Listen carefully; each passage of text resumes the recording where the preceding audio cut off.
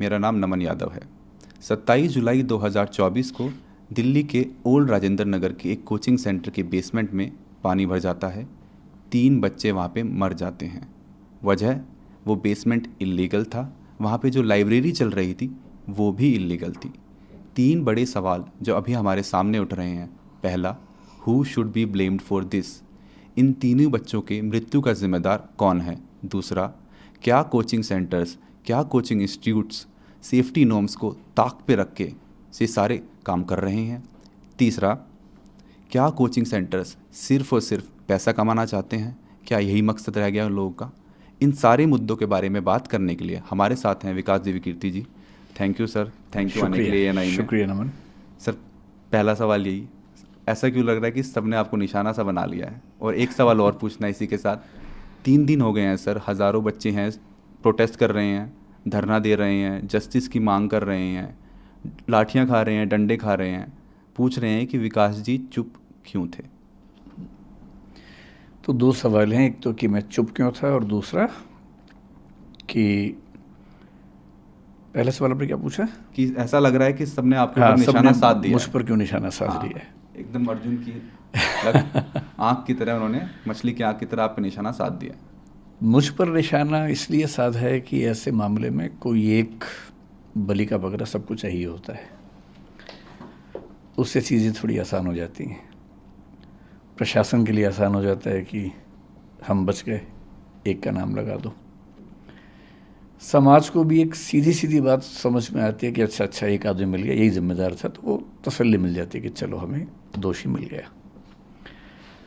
और जो कॉम्पिटिटर्स हैं उनको ये लगता है कि अच्छा मौका है, इसी में स्कोर सेटल कर लिया जाए, हिसाब बराबर कर लिया जाए। जो बच्चे हैं, बच्चे जिस इमोशनल टर्बुलेंस से गुजर रहे हैं, उनकी नाराज़गी की वजह यह है कि मैं उनके साथ क्यों नहीं खड़ा हूँ। तो बच्चों की नाराज़गी जायज़ है, लेकिन जो सीलिंग का एक्शन है मेरे ख्याल से 50 से ऊपर इंस्टीट्यूट्स पे हुआ, उसमें एक नाम हमारा भी है। पर शायद उनको मुझसे ज़्यादा उम्मीद थी, इसलिए उनको ख़राब लगा, हर्ट हुए, तो नाराज़गी पूरी मुझ पे फूटी है। और मैं इस बात से बहुत संतुष्ट हूँ, अच्छा महसूस कर रहा हूँ कि सारा रोष मुझ पर है। कम से कम मैं इस बात को लेकर निश्चिंत हूँ कि वो मानते हैं कि मुझे उनके साथ और सही पक्ष में खड़ा होना चाहिए था। तो इसके लिए मैं कृतज्ञ हूँ कि उन्होंने इतना गुस्सा मुझ पर किया। मीडिया ने गुस्सा क्यों किया? क्योंकि चैनल्स को व्यूज़ चाहिए, और जिसके नाम पे व्यूज़ मिलते हैं, अभी तुक्के से पिछले कुछ समय से मुझे व्यूज़ मिल रहे हैं, तो मेरा नाम लिख के गाली देने में व्यूज़ ज़्यादा मिलते हैं, इसलिए मेरा नाम सबसे ऊपर रहता है। तो सबकी अपनी अपनी वजह है। जैसे आज़ादी की लड़ाई में वजहें सबकी अपनी अपनी थी, उन सब का नाम था आज़ादी, अंग्रेज़ों से मुक्ति। तो इस मामले में भी वजहें सबकी अपनी अपनी हैं, लेकिन सबके पास एक सुविधाजनक नाम है कि उसको गाली दो, कुछ वर्चुअल मॉब लिंचिंग जैसा करो, और सुख भी मिलता है। जब हम किसी को गाली देते हैं तो सुख तो मिलता ही है। तो सब इसलिए पीछे पड़े हैं, सबकी अपनी अपनी वजह हैं। लेकिन ठीक है, जब यूट्यूब ने, सोशल मीडिया ने मुझे प्रसिद्धि दी पिछले 3-4 साल में, मुफ्त में इतनी सारी प्रसिद्धि मिली, तो क्या होता है कि जब कुछ मिलता है तो हमें लगता है कि हम डिज़र्व करते थे, और जब कुछ विपरीत होता है तो हमें लगता है कि मेरे साथ ही क्यों हो रहा है। तो जिस तर्क से लोगों ने इतना स्नेह दिया, उसी तर्क से लोगों ने इतनी नाराज़गी मुझ पर उड़ेली। लोग एकदम ठीक हैं, गुस्सा एकदम जायज़ है, पर मेरी अपनी वजह है कि मैं इतना लेट क्यों हुआ। दूसरा सवाल आपका ये है कि मैंने इतने समय तक कोई प्रतिक्रिया क्यों नहीं दी। इसकी 2 वजह हैं। एक तो मेरा स्वभाव, क्योंकि मैं भावनात्मक मामलों में बहुत मुखर और एक्सप्रेसिव नहीं हूँ। 3 बच्चों की डेथ हुई, दर्दनाक मृत्यु हुई। उस दिन से मेरे घर में हम लोग, आपको बड़ा आश्चर्य होगा, जो पिछले 2 दिन में हो रहा है उससे मुझे परेशानी लगभग नहीं के बराबर है। सारे चैनल्स मेरे पीछे पड़े हैं, इससे मुझे परेशानी नहीं के बराबर है। मेरे परिवार में लोग अचंभित भी रहते हैं कि मैं इतना सामान्य कैसे रह लेता हूँ। मुझे ज़्यादा चिंता दूसरी बात की है कि 3 दिन से हम घर में जब बात करते हैं या सोने जाता हूँ, नींद के नज़दीक पहुँचता हूँ, तो बार बार एक इमेज बनती है कि जब पानी भरा होगा तो उन बच्चों पर क्या गुजरी होगी। क्योंकि 1-2 बार ऐसा हुआ कि नदी में तैरते हुए पानी नाक में भर गया, 1-2 सेकंड्स के लिए डूबते डूबते मरे, मतलब बचे। कितना पेनफुल होता है वो 2-3-5 सेकंड, जो हम तो खैर 2-3-5 सेकंड में फ्री हो गए, निकल गए उससे, पर उन बच्चों ने तो कम से कम 1-1.5-2 मिनट, मुझे नहीं पता कितना समय इस चीज़ का होता है, लेकिन लगभग इतना होता ही होगा, झेला ही होगा। उम्मीदों की जब आखिरी कड़ी टूटी होगी, जब टेबल पे चढ़े होंगे बचने के लिए और पानी इतना सारा आ गया होगा। मेरी इस पूरे प्रकरण में मूल चिंता उस अनुभव को महसूस करने की है,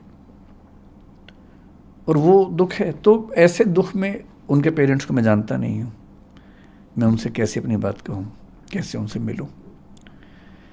दूसरा, जो विद्यार्थी इस समय आंदोलन में हैं, उनकी सारी बातें जायज़ हैं, लेकिन वो जिस उम्र में हैं, जिस गुस्से में हैं, थोड़ा सा ये भय भी होता है कि अगर हम जाके बात भी करें तो उस समय वो पूरी बात सुनेंगे या नहीं सुनेंगे।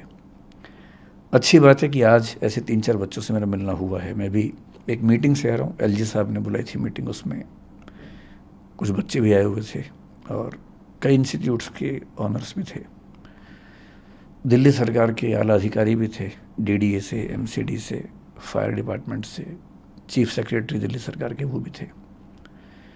तो वहाँ थोड़ी सी बच्चों से मेरी, मतलब 1-to-1 नहीं, लेकिन हाँ मीटिंग के दौरान बातें हुई। अब मुझे लगता है कि वो सहजता है, हो सकता है कि मैं आज या कल में बच्चों से मिलूँगा। क्या दिल्ली सरकार का कोई मंत्री, जिस मीटिंग का आप जिक्र कर रहे हैं एलजी साहब के साथ अभी चंद घंटों पहले हुई, क्या कोई दिल्ली सरकार का मंत्री भी था उसमें? नहीं, एक भी मंत्री नहीं था दिल्ली सरकार। ये मामला अभी एलजी साहब हैंडल कर रहे हैं, तो ब्यूरोक्रेट्स बहुत सारे थे, दिल्ली सरकार का कोई मंत्री नहीं था उसमें। अगर आप कुछ बता सके कि उस मीटिंग में क्या बातचीत हुई, किन मुद्दों पे बात हुई और क्या सहमति बनी? मीटिंग बड़ी अच्छी हुई, अच्छा लगा कि एलजी साहब भी और दिल्ली सरकार अब काफ़ी एक्टिव है।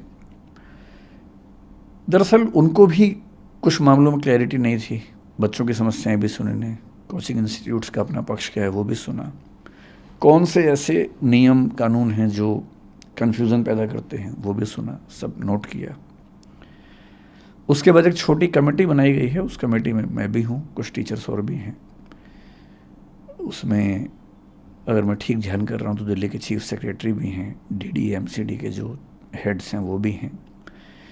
तो हम सब लोग अगले कुछ दिनों में कुछ मीटिंग्स करके इस समस्या का स्थायी समाधान निकालने का प्रयास करेंगे, और वो सुझाव सब लोगों ने दिए, मैंने भी दिए, और वो सब नोट किए गए हैं।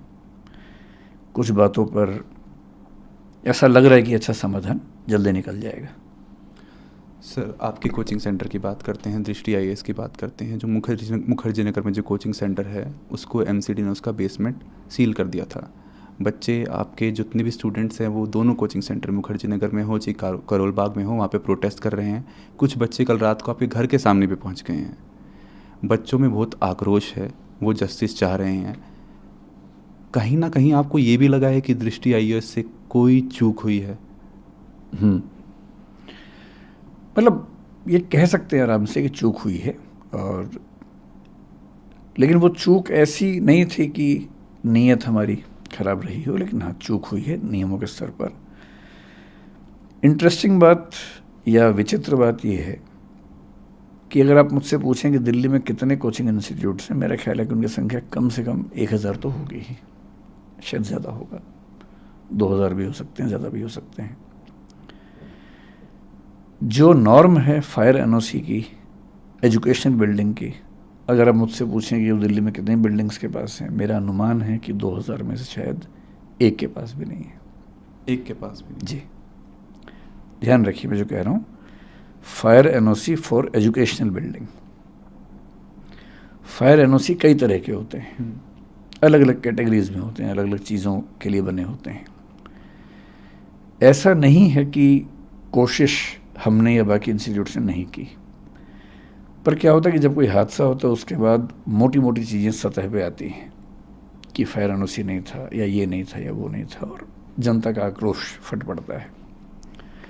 उसके पीछे की वजहें क्या हैं, परिस्थितियाँ क्या हैं, वो सोचने के लिए, समझने के लिए धैर्य चाहिए, समय चाहिए। तो मैं असल में 3 दिन से ये भी चाह रहा था कि पहले सारी स्थितियाँ सामने आ जाएं, क्योंकि 1-1.5 दिन तक तो ये स्पष्ट नहीं हो रहा था कि कितने बच्चे थे, क्या स्थिति है।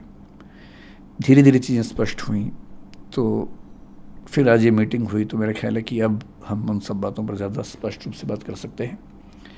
जहाँ तक बात है हमारी बेसमेंट की, हमारी बेसमेंट मुखर्जी नगर में थी। करोल बाग में हमारे पास 4-5 बिल्डिंग्स हैं, उनमें से एक बिल्डिंग की बेसमेंट सील हुई है। बेसमेंट जो करोल बाग में थी वो अप्रूव्ड बेसमेंट है, अप्रूव्ड कमर्शियल बेसमेंट है, जिसमें एनओसी पे लिखा हुआ है कि उसमें ऑफिस चलाया जा सकता है। उसमें ऑफिस ही चल रहा था, पर अभी एमसीडी पर जो दबाव था उन्होंने इनडिस्क्रिमिनेट तरीके से सबको सील किया है, हमें भी सील किया है।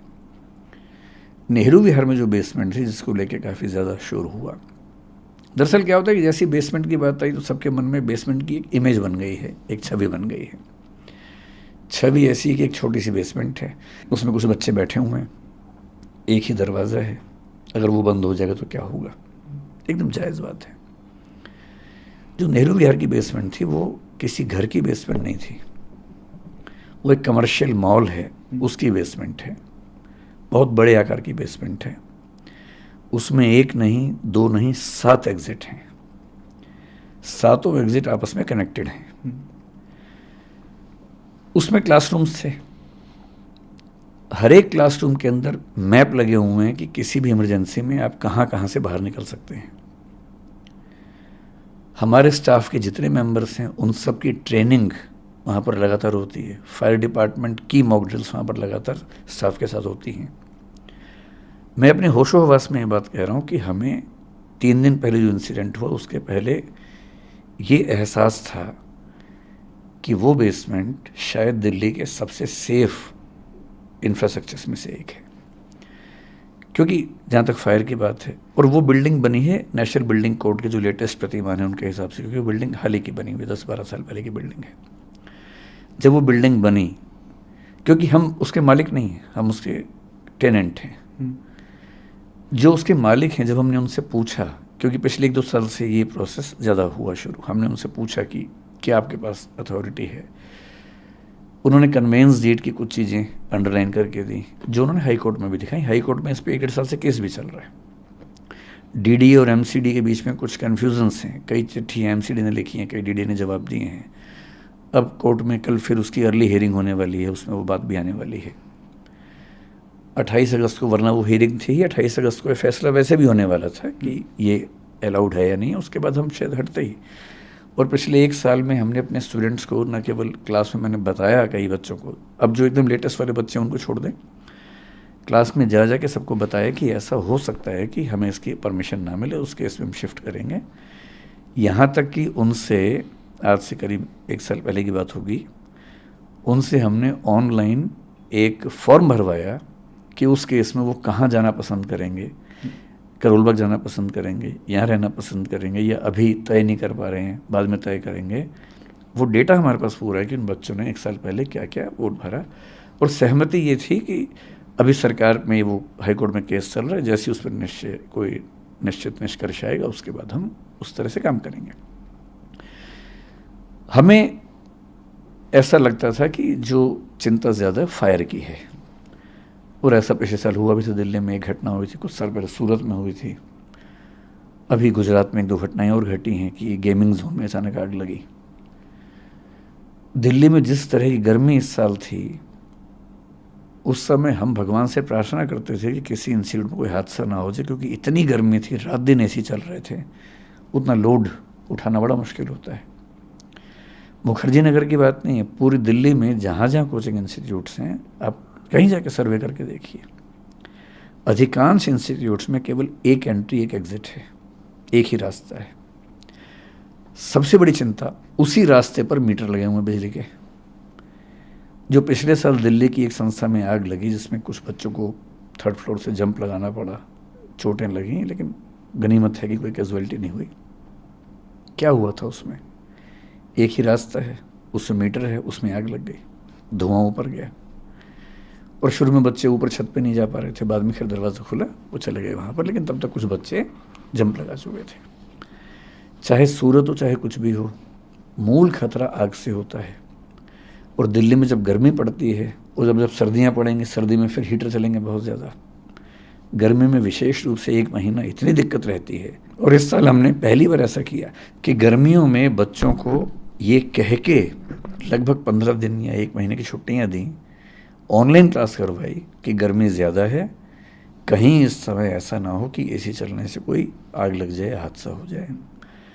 ये पहली बार हुआ। और 3-4 इंस्टीट्यूट जो मेरे परिचय में थे उस समय, मैंने उनसे भी निवेदन किया था कि गर्मियाँ ज़्यादा हैं और कहीं कोई दिक्कत ना हो तो आप भी हो सके तो छुट्टियाँ करें या ऑनलाइन क्लास करें कुछ दिनों के लिए। हमारे जहन में ये बात कभी आई नहीं थी कि पानी भर सकता है। आज से 3 साल पहले केवल एक घटना हुई जब दिल्ली में यमुना का पानी बहुत बढ़ा।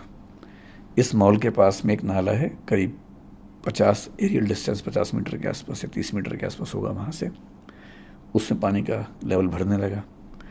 जैसे उसमें पानी का लेवल भरने लगा, हमने अपने इंस्टीट्यूट में 7 दिन की छुट्टी कर दी कि जब तक ये नीचे नहीं जाएगा हम क्लास नहीं लेंगे। 7 दिन छुट्टी हुई, ऑनलाइन क्लास चली, बच्चे वहाँ चले गए। 3 दिन पहले जो घटना घटी उसके बाद पहली बार हमें ये रियलाइजेशन हुआ कि कहीं ऐसा भी तो हो सकता है। ये हमारे जहन में कभी नहीं आया था। और मैं एमसीडी का तहे दिल से शुक्रिया करता हूँ कि उन्होंने सीलिंग कर दी है। और मैं चाहूँगा कि पूरी दिल्ली में जहाँ भी कोई ऐसी बिल्डिंग हो जहाँ अनसेफ तरीके से क्लासेस चलती हों, हमारी हो किसी की भी हो, स्ट्रिक्ट एक्शन हो, लेकिन एक पॉलिसी सरकार की तरफ से बन जाए जो पॉलिसी मतलब क्लियर कट हो, ट्रांसपेरेंट हो। जैसे भी फायर सर्टिफिकेट को लेकर बड़ी दिक्कत है।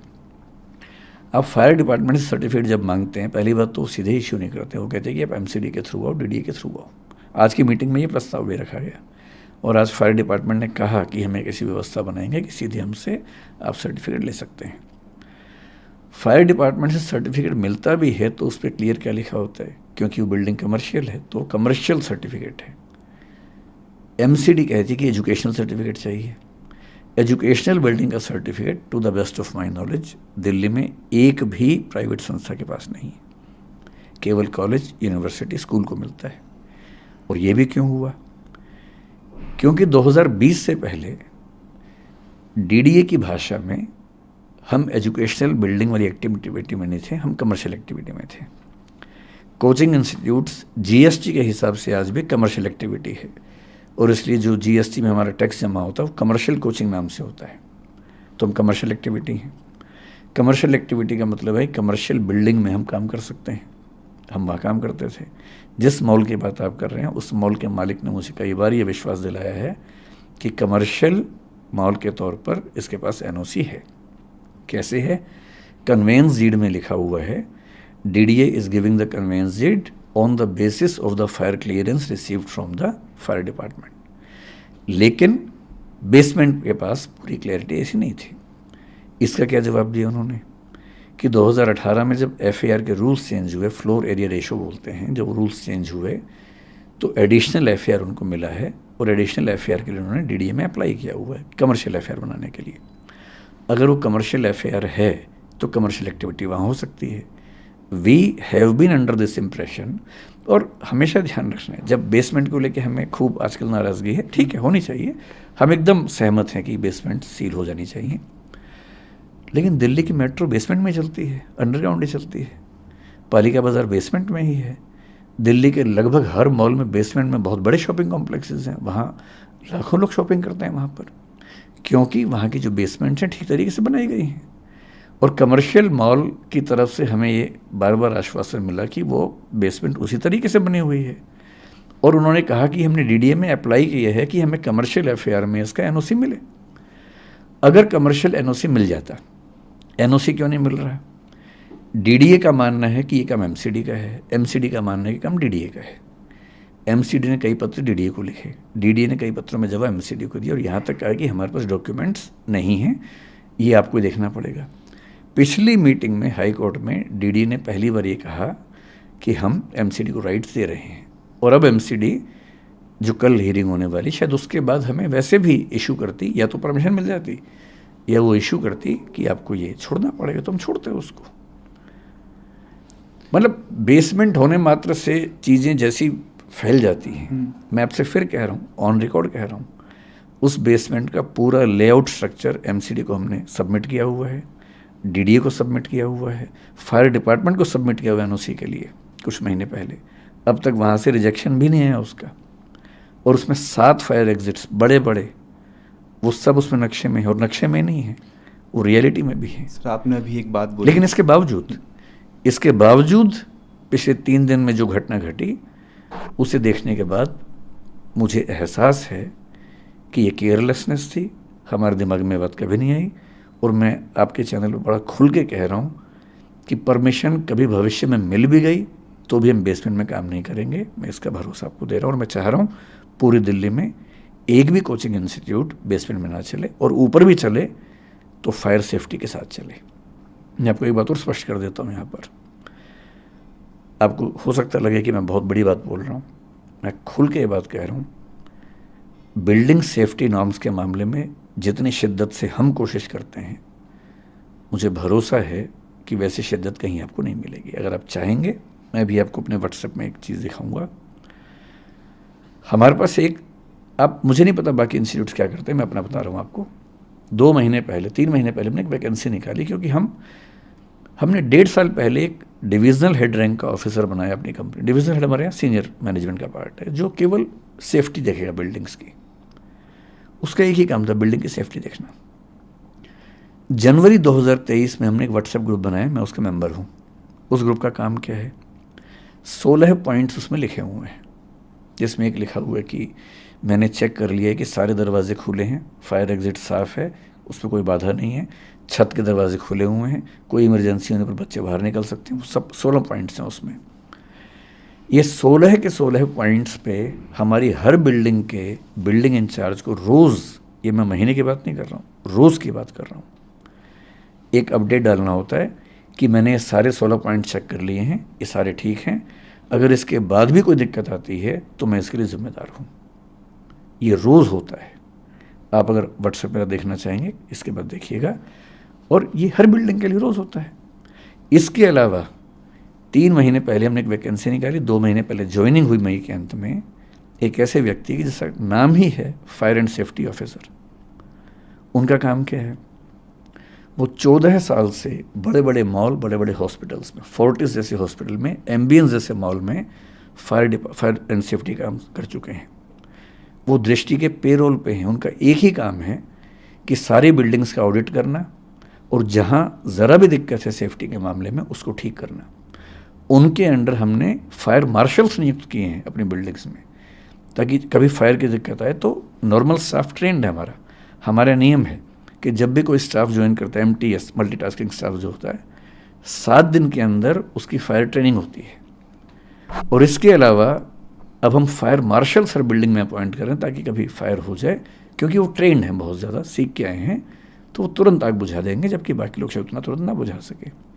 हर क्लासरूम, हर ऑफिस में फायर एक्सटिंग्विशर्स हमने लगा रखे हैं, जो लगातार रिफिल होते हैं। मैं चाहूँगा कभी आपको मौका मिले, अगर आप सर्वे कर सकते हैं, दिल्ली या दिल्ली के बाहर हमारी किसी भी शाखा में जाइए, किसी भी क्लासरूम में जाइए, किसी भी बिल्डिंग में कम से कम 2 एग्जिट ना हो तो मैं ज़िम्मेदार हूँ।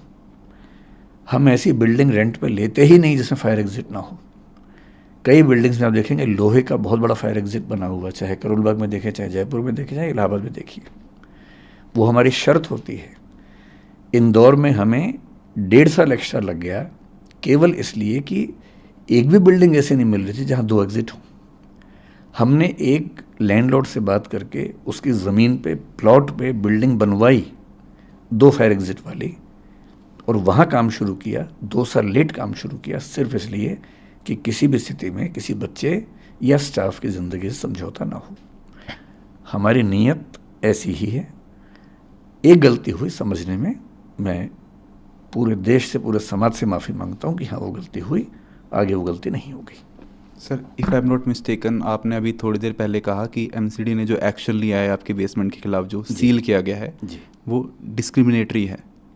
डिस्क्रिमिनेटरी करोल बाग के लिए, हाँ, वो अंडर प्रेशर लिया गया। मैंने कहा इनडिस्क्रिमिनेट का मतलब ये हुआ कि सब पे ले लिया है, इरिस्पेक्टिव, और उसमें सारे नॉर्म्स जगह पे है, साफ बता रहा हूँ, और उसके बाद भी वो लिया गया। और हमारे नहीं, 1-2 के साथ और भी हुआ। हाँ, करोल बाग में जो मेन रोड है उस पर कई ऐसी बेसमेंट्स हैं जो कमर्शियली अप्रूव्ड हैं, पूरा हमारे पास NOC है उसका।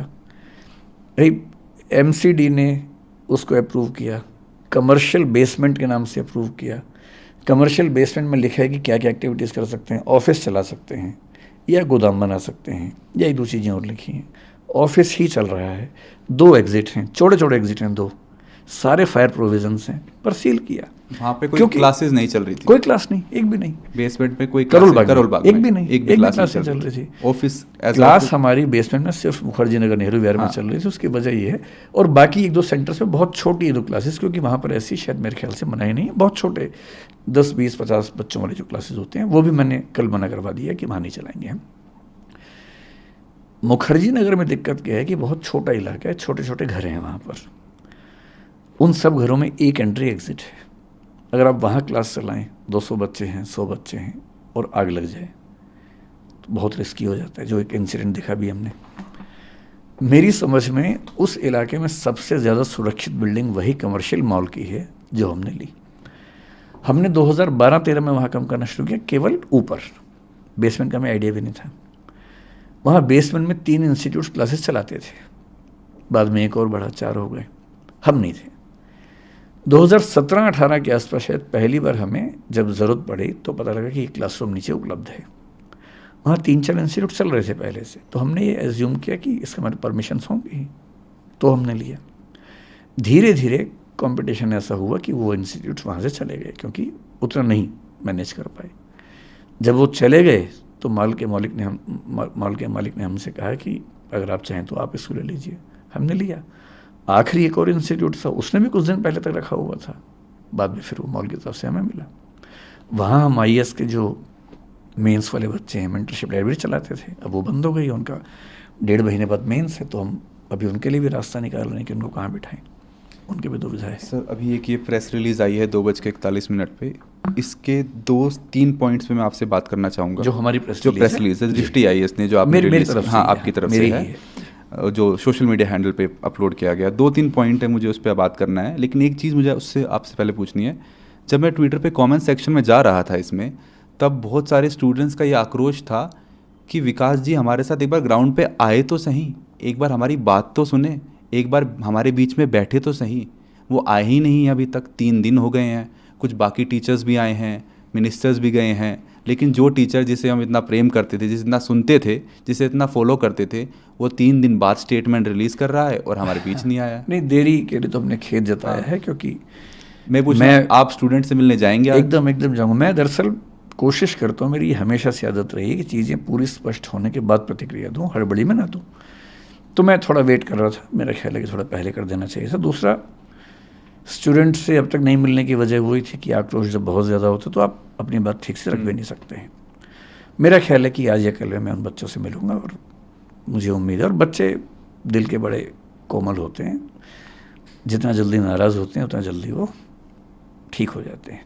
तो मुझे पता है कि बच्चों की नाराज़गी मुझसे क्यों है और वो दूर कैसे होगी। सर एक 5th पॉइंट आपकी प्रेस रिलीज में है, वो बोलता है कि DDA, MCD and Delhi fire department के नियमों में असंगति है, कॉन्ट्राडिक्टरी है। आप समझाएंगे कि क्या वो लॉज हैं जिनमें कॉन्ट्राडिक्टरी है, ये वेल कोऑर्डिनेटेड नहीं है आपस में? दिल्ली में ये समस्या है कि अलग अलग विभागों में कोऑर्डिनेशन थोड़ा कम दिखता है। आज भी इस मीटिंग में सब बातें हुई। जैसे मैं आपको एग्जांपल देके समझाऊँ, DDA ने पहला मास्टर प्लान 1962 में बनाया, फिर 2001 में बनाया। 2001 तक, जहाँ तक मेरी जानकारी, मिक्स्ड लैंड यूज़ नाम की कोई चीज़ नहीं होती थी। 2005 या 6 की बात है कि सुप्रीम कोर्ट ने एक आदेश दिया कि दिल्ली में जो भी commercial activities non commercial area में चल रही हैं वो सब सील होंगी। सब कुछ सील होने लगा। कोचिंग इंस्टीट्यूट्स भी हुए, बाकी एक्टिविटीज़ भी हुई। इतना विरोध हुआ कि उसमें फिर दिल्ली की सरकार को प्रस्ताव रखना पड़ा, संसद को एक्टिव होना पड़ा, और तब उस समय 2008 में पहले संसद ने थोड़ा सा रिलीफ दिया, और उसके बाद 2008 में या 9 में master plan of Delhi MPD 2021 लेके आए, जो पारित हुआ। उस मास्टर प्लान में ये कहा गया कि अब से 3 तरह के एरियाज होंगे, कमर्शियल, रेजिडेंशियल और mixed land use. Mixed land use का मतलब ये है कि जो रेजिडेंशियल हैं पर उनमें कमर्शियल एक्टिविटीज़ भी चल सकती हैं, एक निश्चित परसेंटेज तक चल सकती हैं। अगर आप MPD पढ़ेंगे, मास्टर प्लान ऑफ दिल्ली 2021 का पढ़ेंगे, चैप्टर 15 उसका इनएक्टिविटीज़ के बारे में है। 15.7.1 और 15.7.3 ब्रैकेट में 7, इनको ध्यान से पढ़िए। 15.7.1 साफ साफ कहता है कि coaching institutes mixed land area में अलाउड हैं, प्रोवाइडेड कि सड़क इतनी चौड़ी होनी चाहिए। इतना ही नहीं, वो ये भी कहता है कि अगर सड़क इतनी चौड़ी है, मेरे ख्याल से 60 फीट के आसपास की बात है, तो मिक्स्ड लैंड यूज़ नहीं है तो भी अलाउड है, ये वो कहता है। Up to 2/3 FAR of the building. जैसे बिल्डिंग में अगर FAR मान लीजिए 303 है, मान लीजिए FAR 3 फ्लोर पे, इस समय 3 होता है, तो 2 फ्लोर पे कोचिंग चल सकती है, साफ साफ लिखा हुआ है। उसमें केवल एक सवाल है कि बेसमेंट में चल सकता है या नहीं। 15.7.3.7 कहता है कि बेसमेंट में कोचिंग इंस्टीट्यूट चल सकता है प्रोवाइडेड कि उनके पास रिक्वायर्ड NOC हो।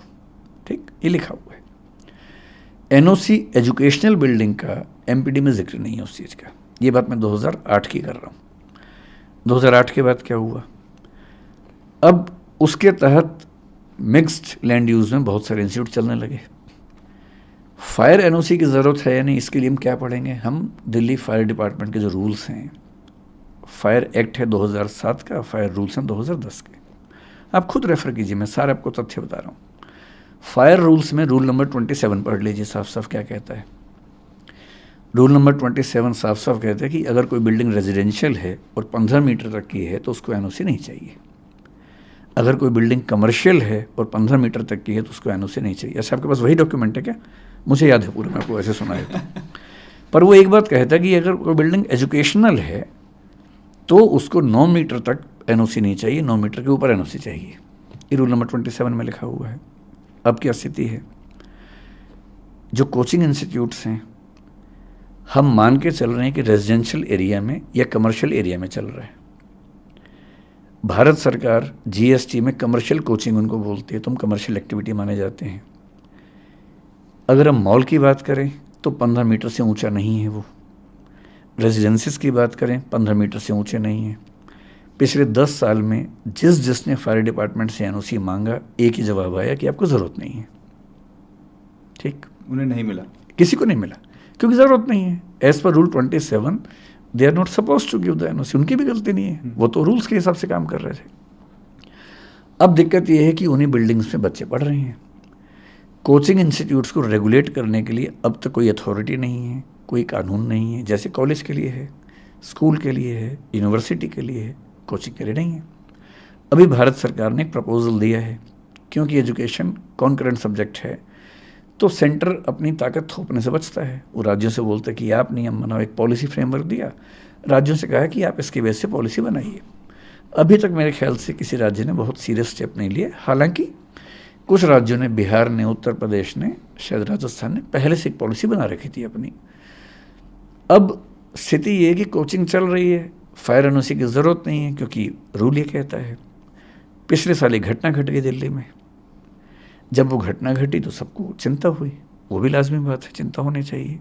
तो सीलिंग शुरू हुई, कोर्ट में केस गया, हाई कोर्ट ने सुओ मोटो कॉग्निजेंस लिया और हाई कोर्ट ने केस लिया। उसकी वजह से चीज़ें बड़ी दुरुस्त हुई, क्योंकि हाई कोर्ट जब इन्वॉल्व हुआ तो चीज़ें ठीक होनी थी, क्योंकि हाई कोर्ट तो सबसे पूछ सकता है। जो कोऑर्डिनेशन की कमी है हाई कोर्ट में तो नहीं होती, वो वहाँ तो सब इकट्ठे होते हैं। तो हाई कोर्ट ने पूछा कि क्या प्रावधान है।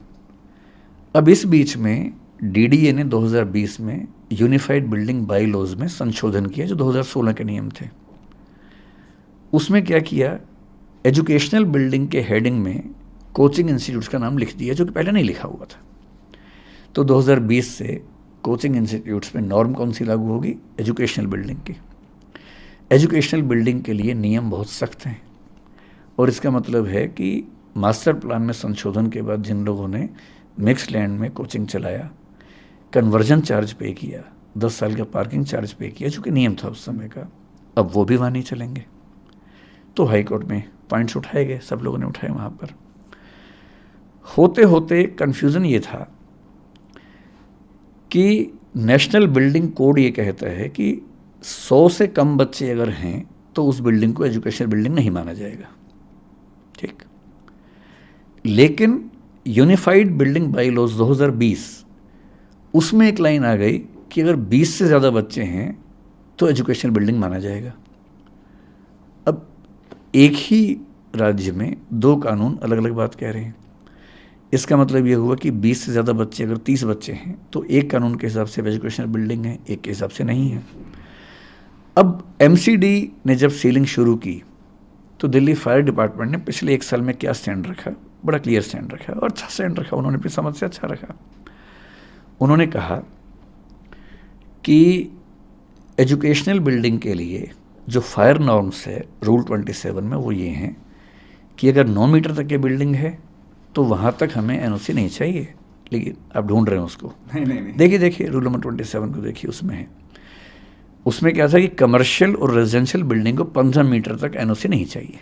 15 मीटर तक, लेकिन एजुकेशनल बिल्डिंग को 9 मीटर के ऊपर चाहिए। अब अगर हम एजुकेशनल बिल्डिंग मान लें इनको, तो 9 मीटर तक क्या होता है, ग्राउंड और फर्स्ट फ्लोर कवर हो जाता है। तो दिल्ली फायर डिपार्टमेंट ने पिछले 1 साल में जो स्टैंड रखा वो ये रखा कि ग्राउंड और फर्स्ट फ्लोर पे अगर कोचिंग चल रही है तो एनओसी नहीं चाहिए, उसके ऊपर है तो चाहिए। तो मुखर्जी नगर में, दिल्ली के बाकी क्षेत्रों में कोचिंग इंस्टीट्यूट ने जनरली क्या किया, 2nd 3rd फ्लोर को बंद करना शुरू कर दिया, ग्राउंड फर्स्ट पे एक्टिविटीज़ करनी शुरू की। हालांकि मेरा अपना मानना है कि फर्स्ट फ्लोर पे भी रिस्क उतना ही हो सकता है, अगर सीढ़ी एक ही है तो खतरा उतना ही है, मेरा अपना ऐसा मानना है। ग्राउंड पे आमतौर पे 2 रास्ते होते हैं तो इतनी दिक्कत नहीं है, अगर सरकार मानना चाहे तो इस बात को कंसिडर करना चाहिए। अब इसलिए सीलिंग नहीं हुई क्योंकि ग्राउंड फर्स्ट पे चल रहा था। हाई कोर्ट ने पिछली हियरिंग में, जो कि अभी मेरे ख्याल से 12 जून की बात है, 12 जून नहीं सॉरी, उससे पिछली हियरिंग शायद 10 मई को हुई थी वो हियरिंग मेरे ख्याल से, उसमें एक नया स्टैंड लिया और उसने कहा कि अगर एजुकेशनल बिल्डिंग है, पहली बात तो एजुकेशनल बिल्डिंग है या नहीं, हम केवल एक बात से तय करेंगे कि यूज़ क्या हो रहा है। अगर यूज़ हो रहा है एजुकेशन का तो एजुकेशनल बिल्डिंग होगी, और एजुकेशनल बिल्डिंग हो तो फ्लोर चाहे कोई भी हो, फायर एनओसी होना चाहिए। और फायर एनओसी कौन सा होना चाहिए, एजुकेशनल बिल्डिंग वाला होना चाहिए। और एजुकेशनल बिल्डिंग वाला फायर एनओसी मेरी जानकारी में दिल्ली में एक भी प्राइवेट इंस्टीट्यूट के पास नहीं है। 2000 में से मतलब मेरे अनजाने में 2-4 के पास किसी तरह से हो तो हो, मेरी जानकारी में एक के पास भी नहीं है। विकास जी, सारी बातें एक तरफ, लेकिन हकीकत तो ये है कि 3 बच्चे मर गए एकदम। वो 3 बच्चे नहीं हैं, 3 फैमिलीज हैं जी। उनसे बहुत सारे लोग जुड़े हुए हैं, काफ़ी सपने थे, यूपीएससी में जाएंगे, सिविल सर्वेंट बनेंगे। श्रेया यादव, तानिया सोनी और निविन डाल्विन, ये 3 बच्चे मर गए हैं, पानी में डूब के मर गए। किसी ने सोचा भी नहीं होगा, ऐसे सपने में भी नहीं सोचा होगा कि 3 बच्चे डूब के मर जाएंगे। किसी की तो जिम्मेदारी बनती होगी, कहीं ना कहीं तो वो बक रुकेगी, कहीं ना कहीं तो अकाउंटेबिलिटी फिक्स होगी। एकदम ठीक बात। क्या ये एमसीडी की गलती थी, सरकार की गलती थी, किसकी गलती थी? मतलब मैं इस चीज़ से बचता हूँ कि हम सारी गलती किसी एक पर ही थोप दें, जैसे सोशल मीडिया मुझ पर थोप रहा है। आप भी किसी एक पर थोपना चाहें तो थोप लें, पर मैं नहीं थोपूंगा। गलती किसकी है? मेरे ख्याल से एक कमी ये है कि अलग अलग कानून, अलग अलग एजेंसीज में कोऑर्डिनेशन की कमी है। नीयत सबकी ठीक है, अगर थोड़ा कोऑर्डिनेशन होता, जैसे आज की जो मीटिंग थी उससे बड़ा अच्छा प्रस्ताव एक व्यक्ति ने दिया जिसको एलजी साहब ने तुरंत एक्सेप्ट किया। हम सब ने कहा कि सर आप एक ऐसी कमेटी बना दीजिए जहां हम बैठ के सारी बातें समझा दें, सारा पक्ष रख दें, फिर जो आप आदेश देंगे, जो नियम बनाएंगे, आप केवल 10-15 दिन का समय दे दीजिए, जो उस नियम को ना माने उसको बंद कर दीजिए। हम सबसे पहले तैयार हैं उस चीज़ के लिए। हमें भी तो क्लैरिटी चाहिए कि क्या क्या नियम है। इस घटना की जिम्मेदारी अगर तय करनी हो तो मेरे ख्याल से पहली समस्या ये वाली है। भ्रष्टाचार तो निश्चित रूप से है ही, कहने की बात ही नहीं है।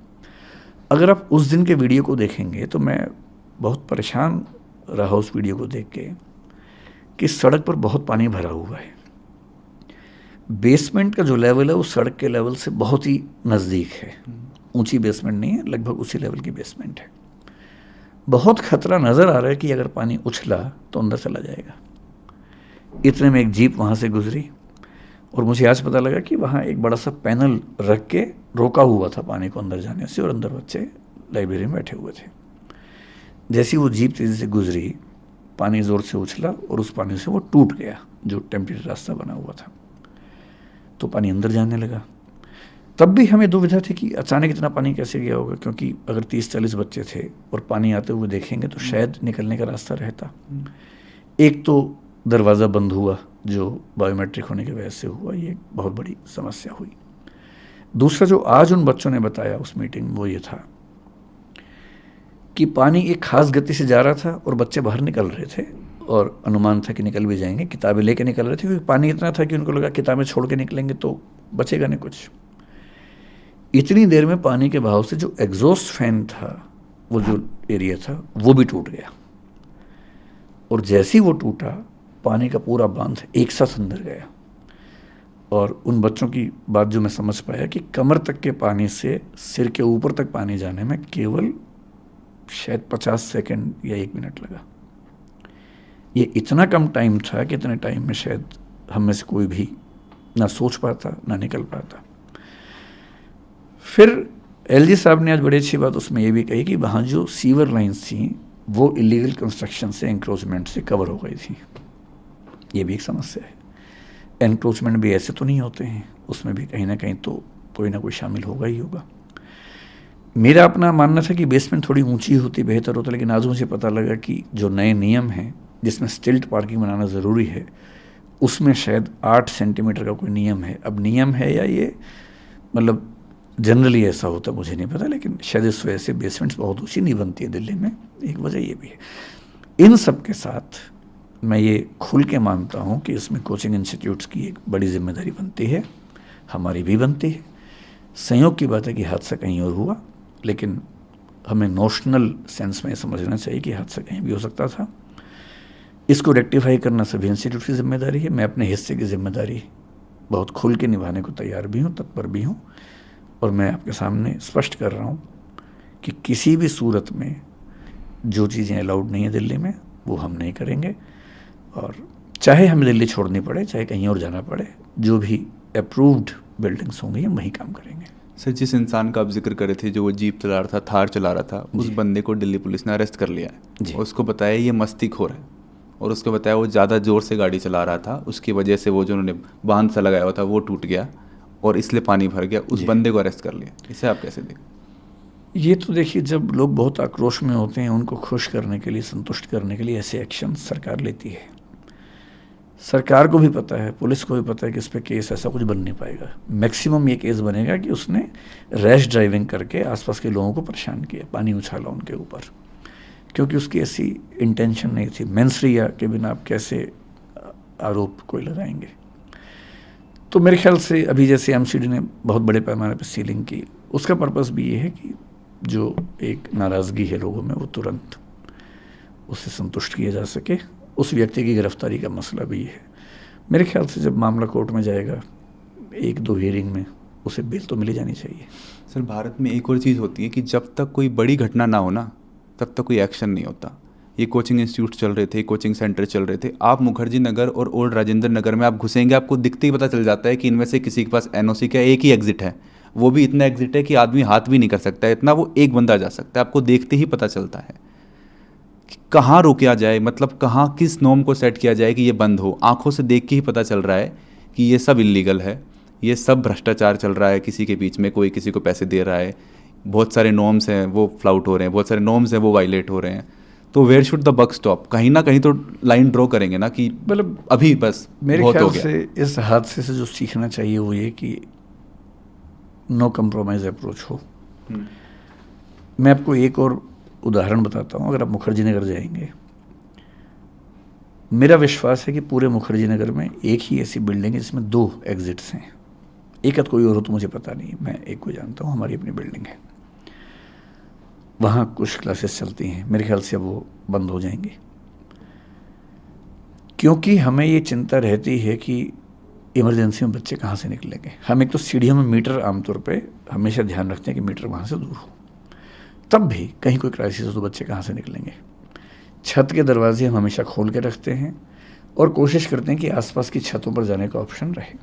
इसके अलावा हमने उस बिल्डिंग में पीछे की साइड में, बिल्डिंग के अंदर ही सारे फ्लोर्स को काट कर एक फायर एग्जिट बनाया और बच्चों के लिए नियम बनाया कि वो आएंगे इस तरफ से, जाएंगे उस तरफ से, ताकि उनको उस तरफ से जाने की प्रैक्टिस हो।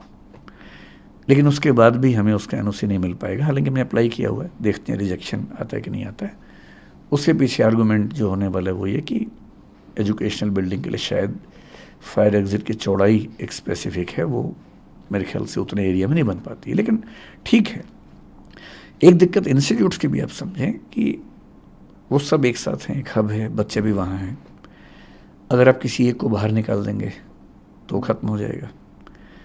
होना ये चाहिए कि सबको एक साथ आप रीलोकेट कर दें, और जो डीडीए के वाइस चेयरमैन हैं, जो शुभाशीष पंडा जी हैं, कुछ दिन पहले मेरी उनसे बात भी हुई थी। उन्होंने खुद एक प्रस्ताव मुझे दिया था कि अगर आप उचित समझें कि सारे इंस्टीट्यूट्स मिल के काम करना चाहें तो क्या नरेला में हम एक बड़ा हब बना सकते हैं कोचिंग का। मैंने कहा प्रस्ताव अच्छा है, लेकिन सबके मन में दुविधा ये होगी कि अगर वो चला गया और बाकी नहीं गए तो क्या होगा। तो बेहतर है कि आप एक मीटिंग बुला के सबसे बात कीजिए, और यदि ऐसा कुछ होगा तो मैं आगे बढ़ चढ़ के उसमें हिस्सा भी लूँगा, और यदि सहमति बनती है तो आगे बढ़ना चाहूँगा।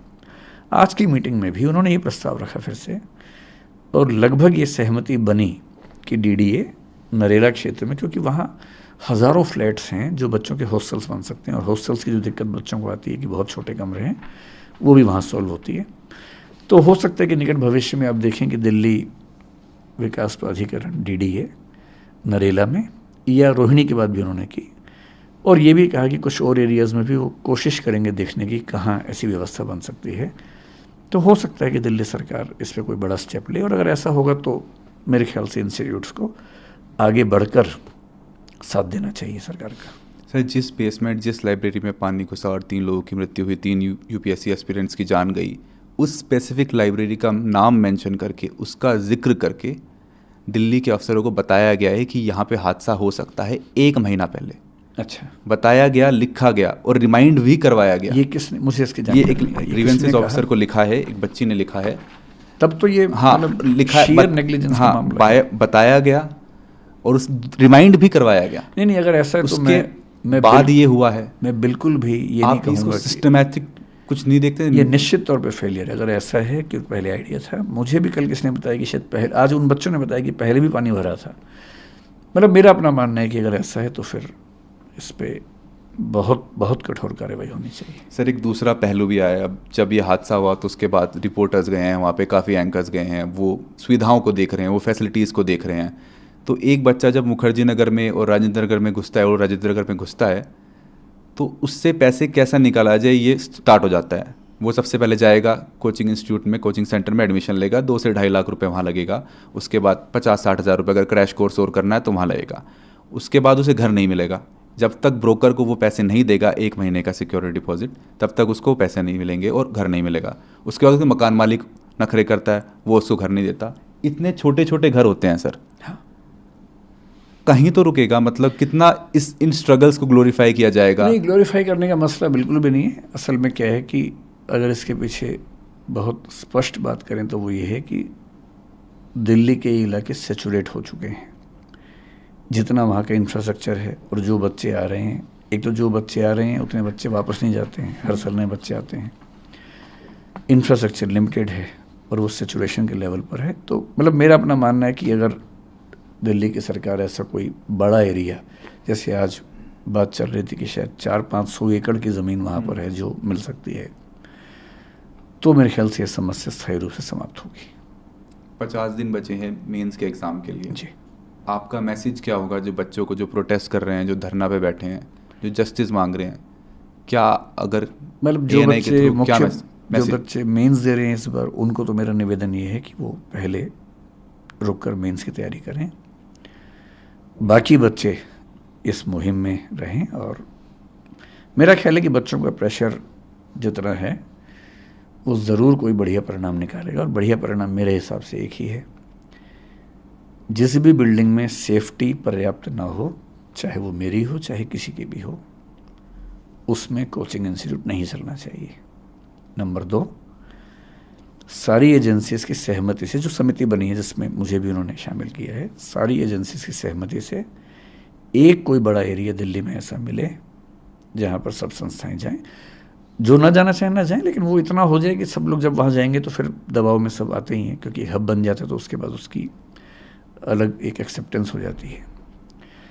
और यदि उसके बाद भी ऐसा कोई नेग्लिजेंस सामने आए जिसमें बार बार बताया गया हो तो जितनी कठोर कार्रवाई हो सके होनी चाहिए। सर, ये दृष्टि आईएएस की और या किसी और कोचिंग सेंटर की बात नहीं है। राजेंद्र नगर, मुखर्जी नगर में लोगों ने अपने घर के बेसमेंट के अंदर लाइब्रेरी खोल रखी है। हाँ। वहाँ पे पीजी खोल रखा है। हाँ, एक कमरे को 4 भागों में बेसमेंट का पीजी मैं नहीं जानता हूँ, हाँ, लाइब्रेरी में लाइब्रेरी खोल रखी है। वहाँ पे हाँ। बेड डाल देते हैं, एक ही रूम में 4 और बच्चों को वो दे देते हैं। खेल- 1000 से ज़्यादा। नहीं, इसका वही मूल कारण वही हाँ। है कि जो बच्चे हैं बहुत ज़्यादा रहने की जगह है नहीं, तो फिर वो लोग उस तरह से खेलते हैं। क्या ये सब एमसीडी सरकार को नहीं दिख रहा है या आंख अच्छा, आप मूंद उस ली? एंगल से बात हाँ। कर रहे हैं तो निश्चित रूप से जो हॉस्टल्स हैं, पीजीज हैं, उनके लिए भी नॉर्म्स उतने स्ट्रिक्ट होने चाहिए जितने स्ट्रिक्ट कोचिंग के लिए, क्योंकि हम जो कोचिंग इंस्टीट्यूट्स वाले होते हैं उनका हॉस्टल से कोई ऐसा लिंक नहीं होता है, सिवाय इसके कि हमने एक अस्मिता स्कीम चला रखी है जिसमें हम बच्चों का रहना खाना अपने स्तर पे उठाते हैं। अभी दिल्ली में ऐसे करीब 500 से 600 बच्चे इस समय हैं जिनका रहना खाना हम देखते हैं। तो हम कुछ पीजी ओनर से बात करते हैं, हम कुछ उनको लिस्ट देते हैं कि ये शर्तें हैं, ये आप पूरी करेंगे तो हम पेमेंट करेंगे, तो उन शर्तों को पूरा करते हैं, जिसमें ये साफ़ सफाई और इमरजेंसी में बाहर निकलने का रास्ता, वो सब चीज़ें हम उनसे पूछते हैं। लेकिन हाँ, ठीक बात है, जो नॉर्म्स कोचिंग इंस्टीट्यूट के लिए वो हॉस्टल के लिए भी होनी चाहिए, इसमें कोई किंतु परंतु की बात नहीं है। और ये भी ध्यान रखना है कि कोचिंग इंस्टीट्यूट में तो बच्चा जैसे एक बार उसने फ़ीस दी, लेकिन रहना है उसको 3 साल तक, और दिल्ली में मेरे ख्याल से 20-25 हज़ार से कम में 1 महीने का खर्चा नहीं चलता किसी बच्चे का। तो 1 साल में उसका रहने का खर्चा 3 लाख रुपए के आसपास है, 3 साल में 9 लाख रुपए है। असली खर्चा तो वहाँ पर होता है, तो थोड़ी सुविधाएं भी ठीक हों। तो यदि हम किसी ऐसे स्थान पर शिफ्ट हो जाएं, सब लोग, बच्चे भी, जहाँ थोड़े खुले खुले हॉस्टल्स हों, धूप हवा भी आती हो, और कोचिंग इंस्टीट्यूट भी थोड़े बड़े एरिया में हों, बेसमेंट की नौबत ना हो, सीढ़ियाँ कम से कम 2-2 हर फ्लोर पे हों इमरजेंसी के लिए, सबके लिए अच्छा है। और हो सकता है कि इस मामले में पहल हम करें, हम पीछे नहीं हटेंगे। हज़ारों बच्चे पढ़ने आते हैं, आईएएस की तैयारी करने आते हैं, आईपीएस की तैयारी करने आते हैं, सिविल सर्विसेज की तैयारी करने आते हैं मुखर्जी नगर में और ओल्ड राजेंद्र नगर में। जब वो पास आउट हो जाते हैं, जब वो आईएएस आईपीएस बन जाते हैं, क्या किसी एक बच्चे ने नहीं सोचा कि इन सारी प्रॉब्लम्स को मैं एड्रेस करूं, बड़े पैमाने पे दिखाऊं, लोगों को जागरूक करूं, बताऊं कि क्या सब चल रहा है यहाँ पे, कैसे सेफ्टी की धज्जियाँ उड़ाई जा रही हैं, कैसे फैसिलिटीज़ प्रोवाइड की जा रही है? क्या किसी एक इंसान ने भी नहीं सोचा? नहीं, ऐसा नहीं है। कुछ सिविल सर्वेंट्स ऐसा सोचते होंगे, ज़रूर अपनी बात रखते भी होंगे। कभी कभी ऐसा भी होता है कि जो लोग यहाँ से पढ़ के जाते हैं वही वापस आके यहाँ काम भी करते हैं। अभी भी मैं ऐसे कुछ सिविल सेवकों को जानता हूँ जो दिल्ली में पोस्टेड हैं, उन एरियाज में पोस्टेड हैं। लेकिन क्या होता है ना कि जैसे मान लीजिए कोई आईएएस है और वो भी काम कर रहा है, मान लेते कि डीएम है, पर डीएम के पास बड़े फैसले करने की अथॉरिटी नहीं है, क्योंकि उसमें डीडी भी इन्वॉल्व है, एमसीडी भी है, फायर सर्विस भी है। वो अकेला क्या करेगा? सुझाव दे सकता है। ये स्टेप्स उस लेवल पर संभव हैं जब कोई व्यक्ति चीफ सेक्रेटरी के आसपास के पद पे हो, तो प्रयास करते ही होंगे, पर जब चीज़ें सिस्टम में बहुत बिखरी हों तो एक व्यक्ति के प्रयास से समाधान आमतौर पर नहीं हो पाता। मैं उन पे आरोप क्यों लगाऊंगा? कुछ न कोशिश करते ही अभी होंगे। ब्लेम गेम भी तो चल रहा होता है। दिल्ली सरकार के मंत्री हैं जो बोल देते हैं कि ये एलजी साहब ने किया है, उनके अंडर आता है, वो बोल देते हैं ये उनके अंडर आता है। दिल्ली का जो एडमिनिस्ट्रेटिव स्ट्रक्चर है वो इस समय देश में सबसे यूनिक है। जो मुख्यमंत्री और एलजी के बीच में रिस्पॉन्सिबिलिटी की शेयरिंग है वो बड़ी अनक्लियर है। सुप्रीम कोर्ट का एक आदेश है, उसके बाद एक उस पर ऑर्डिनेंस आया, एक्ट आया, तो ये खींचतानी चलती रहती है। और ये दुर्भाग्य है कि दिल्ली में चीज़ें इस वजह से फंस जाती हैं। दिल्ली सीएम और दिल्ली एलजी के बीच में जो रिफ्ट है उसका भुगतान दिल्ली के लोग कर रहे हैं, कहना गलत तो नहीं होगा? मैं इस पर टिप्पणी करने से बचूंगा, क्योंकि अभी ये मामला जिस तरह से बढ़ रहा है, मैं चाहता हूँ कि इस पर फैसले बड़े हो जाएं। इन झगड़ों में उलझने से हो सकता है कि वो चीज़ थोड़ी सी हल्की पड़ जाए। ठीक है। फिलहाल मेरी रुचि इसमें कम है कि पावर सीएम के पास ज़्यादा है कि एलजी के पास ज़्यादा है। मेरी रुचि इसमें है कि अभी जो माहौल है, इस माहौल में समाधान निकल जाए और चीज़ें ठीक हो जाए। सो जब से ये घटना हुई है, 3 बच्चों की मृत्यु हुई है, तब से लोगों ने मूवीज़ पे भी बोलना स्टार्ट कर दिया। ये एस्पिरेंट्स बना, कोटा फैक्ट्री बना, उन्होंने बोला कि आप ग्लोरीफाई कर रहे हो स्ट्रगल को, एक टाइप का रोमांटिसाइजेशन हो रहा है। आप बच्चों को बता रहे हो कि आप कैसे भी हालात में पढ़ोगे, पहले साल नहीं तो दूसरे साल नहीं तो तीसरे साल आपका यूपीएससी क्लियर हो ही जाएगा। क्यों ना ऐसी कहानियाँ बताई जाएं जिसमें क्लियर होता ही नहीं है, and how do they end up in their lifes. ठीक बात है। मैं आपको केवल अपनी जानकारी के लिए बता रहा हूँ। मैं जब भी बच्चों की क्लास लेता हूँ, आमतौर पे पहले 1 महीने में 1 क्लास के लिए जाता हूँ, ओरिएंटेशन क्लास के लिए। जनरली मैं बच्चों को हर बार ये स्पष्ट करता हूँ कि 12 लाख लोग फॉर्म भरेंगे, 5 लाख प्रीलिम्स देंगे, 1 लाख सीरियस होंगे, उनमें से 1000 का होगा। गारंटी बिल्कुल नहीं है। और यदि कोई इंस्टीट्यूट ये कहता है कि वो करवा ही देगा, तो सवाल है कि उसका खुद का क्यों नहीं हुआ। मतलब मेरा ही प्रॉपर IAS तो नहीं हुआ, LID हुआ। तो ये तो झूठ बात। दूसरी बात रही फिल्म की, अगर आपका इशारा उस फिल्म की तरफ है जिसके साथ मैं जुड़ा हुआ था, वो फिल्म मेरे दिमाग का हिस्सा नहीं थी। 2 व्यक्तियों के जीवन पर उनके एक मित्र ने उपन्यास लिखा जो कि मेरे स्टूडेंट थे। एक बड़े प्रोड्यूसर डायरेक्टर ने उस पर फिल्म बनानी चाहिए।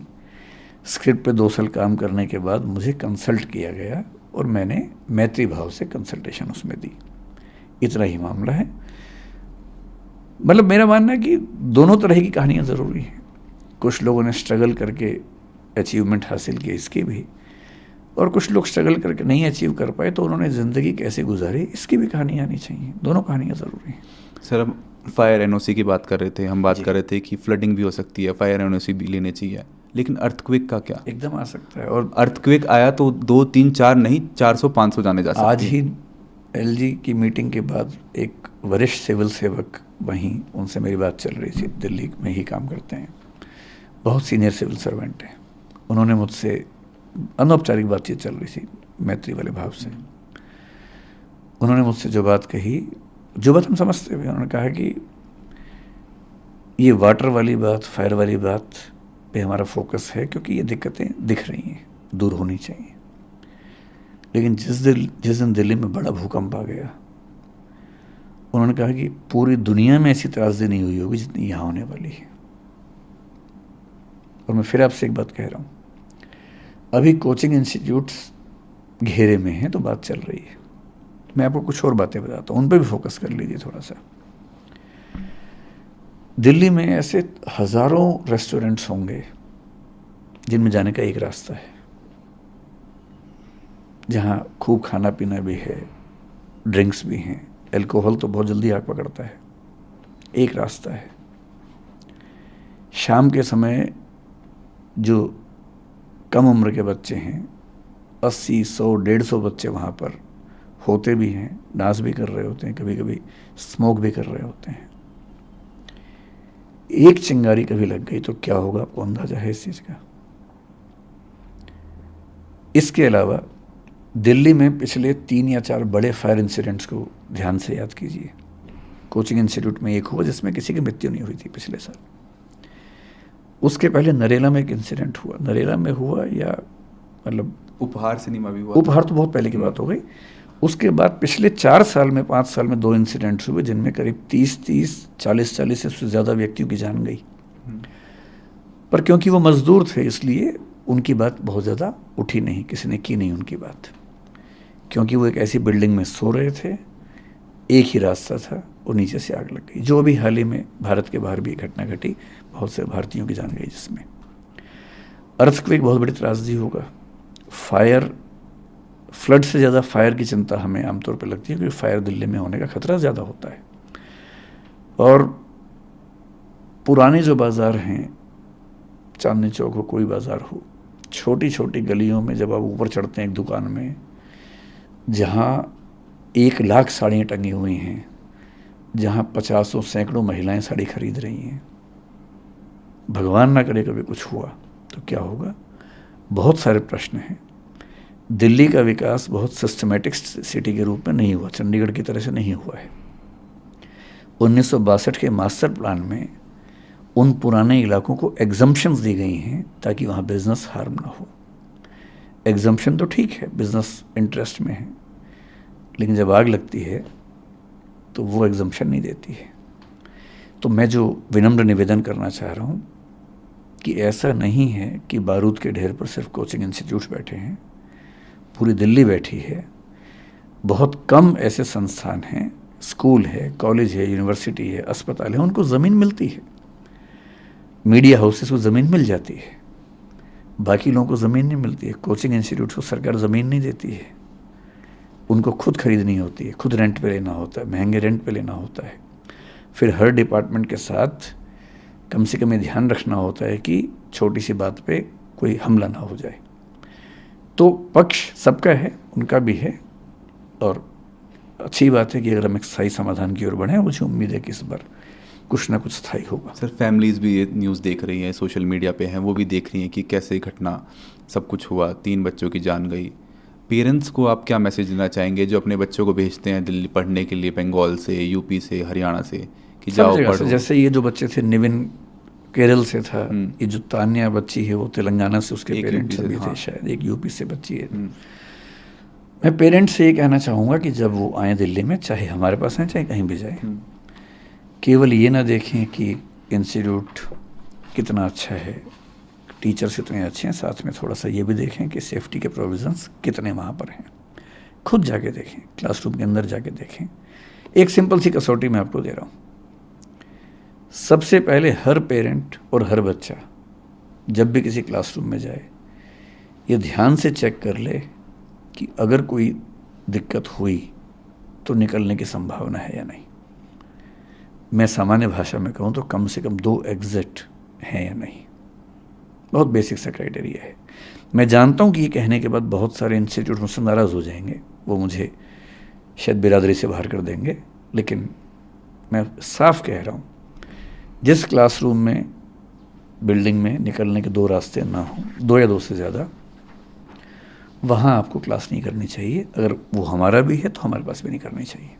और अब से एक नई बात यह है कि बेसमेंट, तो हम अभी ये सुनिश्चित करेंगे कि, मतलब बाकी राज्यों में बेसमेंट को लेके ऐसे कठोर नियम शायद नहीं है, लेकिन हम कोशिश करेंगे कि हर जगह इस नियम को लागू करें। सर आपने जो प्रेस रिलीज थी वो जारी की, उसमें आपने एक सुझाव भी दिया कि सरकार दिल्ली में 3 से 4 क्षेत्रों को चुनकर उन्हें कोचिंग स्थानों के लिए नियत करे। इस पे भी बात हुई एलजी साहब के साथ आपकी?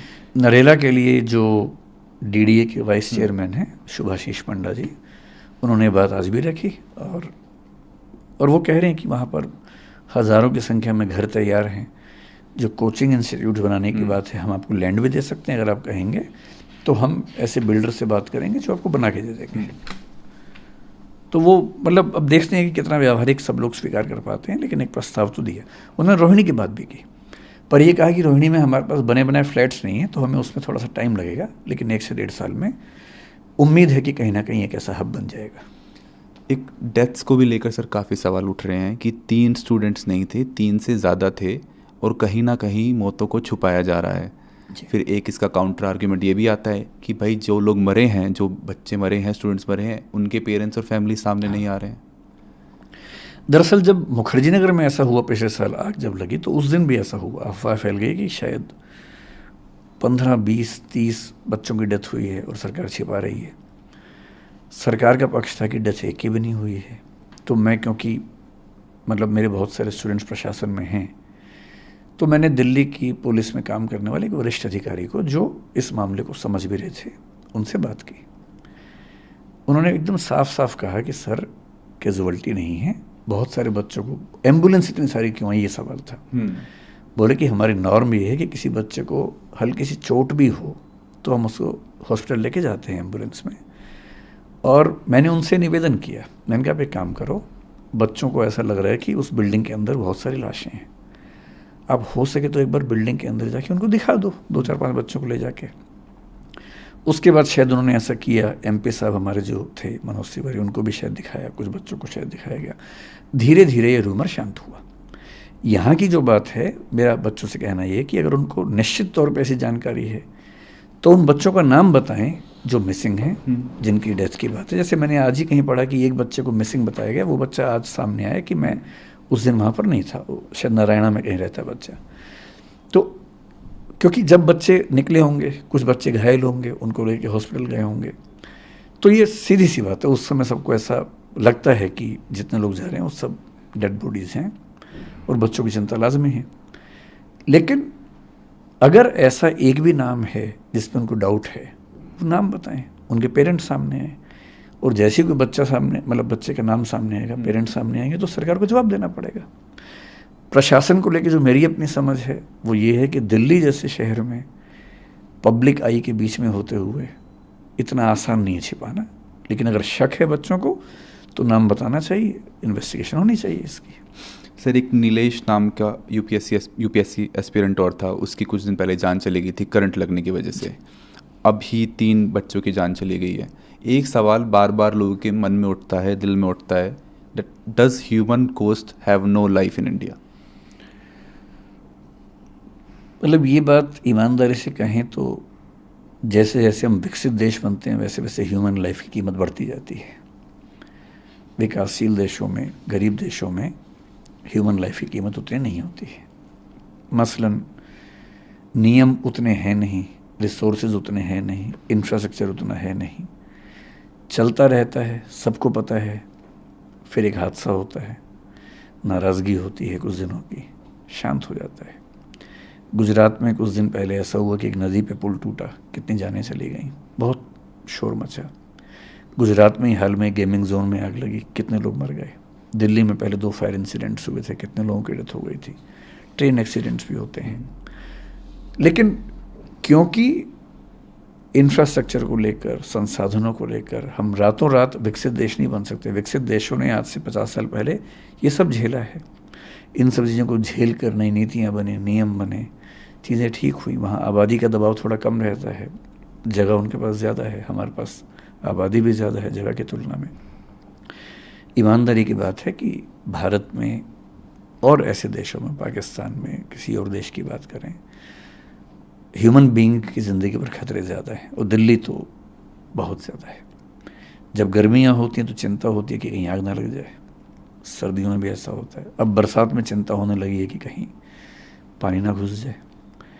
दिवाली आते आते अगले 4 महीने चिंता है कि जिसको लंग्स में दिक्कत है, अगर किसी को मतलब अगर लंग्स से दिक्कत है तो बस वो बच जाए, क्योंकि पॉल्यूशन का लेवल इतना ज़्यादा होता है। तो निस्संदेह दिल्ली में ज़िंदा रहना भी एक चैलेंज होता है, चुनौती है। सर स्टूडेंट्स जो प्रोटेस्ट कर रहे हैं उन्हें देख के लग नहीं रहा है कि उनका आक्रोश आने वाले 3-4 दिनों में कम होने वाला है। जब तक कोई सॉलिड उन्हें या तो प्रूफ नहीं मिलेगा कि सरकार कोई कदम उठा रही है या कोई जस्टिस का कोई उन्हें रे ऑफ होप नहीं दिखेगा, तब तक लग नहीं रहा कि वो एक कदम पीछे लेने वाले हैं। अच्छी बात है कि आज की मीटिंग में 5 या 6 बच्चे जो उस मूवमेंट में हैं वो भी आए हुए थे, उन्हें दिल्ली पुलिस लेके आई थी। वो भी इस पूरे प्रोसेस के भागीदार हैं, और जो कमेटी बन रही है उस कमेटी में बच्चों का पार्टिसिपेशन भी है। एक बार मैं आपको उस कमेटी में कौन कौन है अगर आप बता पाएँ तो? बच्चे, एलजी साहब ने जो उस समय कहा था मैं बहुत एग्जैक्टली ध्यान नहीं कर पा रहा हूँ, लेकिन 4-5 इंस्टीट्यूट्स के लोग थे, जिनमें एक मैं भी था। बच्चों की तरफ से 1 या 2 लोग रहने वाले हैं। जो दिल्ली के चीफ सेक्रेटरी हैं, मेरे ख्याल से वो कमेटी के चेयरमैन होने वाले हैं। और अगर मैं ठीक याद कर पा रहा हूँ तो एमसीडी के कमिश्नर और डीडीए के वीसी या उनके प्रतिनिधि उस कमेटी में होंगे, और दिल्ली फायर सर्विस के भी। सर ये इंटरव्यू ख़त्म करना चाहूँगा। आपका एक आखिरी मैसेज, जो बच्चे जो प्रोटेस्ट कर रहे हैं, जो न्याय की मांग कर रहे हैं, आप उनसे एएनआई के थ्रू क्या कहना चाहेंगे? आखिरी मैसेज। मैं कहना चाहूँगा कि ये जो आक्रोश है ये बहुत रैंडम ना रहे, एक व्यवस्था सुधारने का माध्यम बने, और उसमें कुछ लोगों को कीमत चुकानी होगी, उनको चुकानी चाहिए, चाहे वो हम हों, चाहे एमसीडी वाले हों, कोई भी हों। और अगर इस आक्रोश की बदौलत वो दिल्ली में एक ऐसी रेगुलेटरी बॉडी बनवा लेते हैं कोचिंग इंस्टीट्यूट्स के लिए जो सब चीज़ों का नियमन करे, हॉस्टल्स के बारे में भी ध्यान से उनकी शिकायतों को सुने, समाधान करे, और यदि कोई एक ऐसा प्लेस मिल जाता है, क्योंकि कोचिंग इंस्टीट्यूट्स की वहाँ कॉस्ट काफ़ी कम होगी। अभी करोल बाग वगैरह में किराए इतने ज़्यादा हैं कि उनकी भी बहुत दिक्कतें हैं। ऐसा नहीं है कि उनके पास परेशानियाँ नहीं हैं। जब नई जगह पे होंगे किराए उनके बहुत कम हो जाएंगे, खर्चा भी कम हो जाएगा, फीस भी कम हो जाएगी, रहने की दुविधा भी कम हो जाएगी, हवा धूप वो सब चीज़ें भी मिलेंगी। तो अब मतलब वो कहते हैं ना कि दुष्यंत कुमार की भाषा में कि हो चुकी है पीर पर्वत सी पिघलनी चाहिए। पीड़ा जो है पहाड़ जैसी हो गई है, इस हिमालय से कोई गंगा निकलनी चाहिए। ये बच्चे भगीरथ बन सकते हैं, इस हिमालय से गंगा निकाल सकते हैं। और इस मामले में मैं खुल के कह रहा हूँ कि मैं उनके साथ हूँ, इसमें कोई दुविधा नहीं है। और साथ में इतना ही नहीं, बल्कि मैंने आज एलजी साहब से भी बात की। एलजी साहब ने निवेदन किया कि जिन बच्चों की मृत्यु हुई उनके माता पिता की स्ट्रगल्स भी हैं, तो हम तो सरकार की तरफ से जो मदद कर सकते हैं करेंगे, आप लोग भी करेंगे तो अच्छा होगा। मैंने उनको वायदा किया एलजी साहब को कि हम आगे बढ़ के मदद करना चाहेंगे, बशर्ते कि उनके पेरेंट्स ऐसा चाहें, उनको अपमान ना लगे। तो हम आज या कल में उन बच्चों से मिलेंगे, उन बच्चों के थ्रू उन बच्चों के पेरेंट्स से मिलेंगे जिनकी मृत्यु हुई, बात करेंगे। यदि संभव हुआ तो हम कोशिश करेंगे उनके घाव पर थोड़ी सी मरहम लगा सकें। सर बहुत बहुत शुक्रिया नहीं से बात करने। बहुत धन्यवाद, थैंक्स अ लॉट। बहुत बहुत धन्यवाद।